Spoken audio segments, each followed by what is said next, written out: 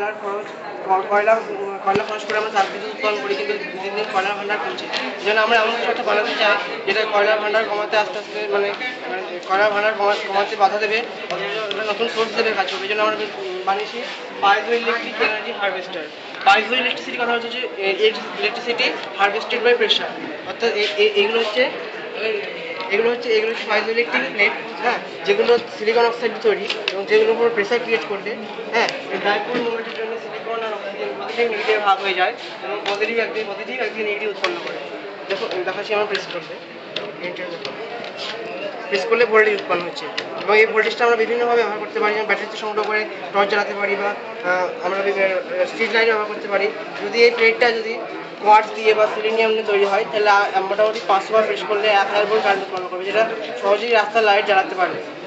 এইভাবে আমরা বিভিন্নভাবে এই ইলেকট্রিসিটি কাজে লাগিয়ে বিদ্যুৎ উৎপাদন করতে পারি। যেমন সব থেকে বেশি ব্যবহার করতে পারি সেটা হচ্ছে জুতোর থলে, কারণ আমাদের গোটা বডির প্রেশারটা আমাদের অ্যাঙ্কেলের উপর পড়ে।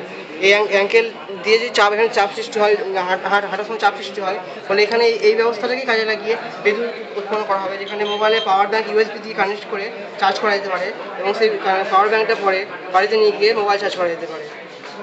এখানে হাঁটলে মোটামুটি 15 ভোল্ট এবং দৌড়ালে 25 ভোল্ট উৎপন্ন হবে, যা ব্যাটারি চার্জ করার পক্ষে যথেষ্ট। এবার একটা মোবাইল ব্যাটারি চার্জ করতে গেলে মোটামুটি 4 ঘন্টা হাঁটলেই হয়ে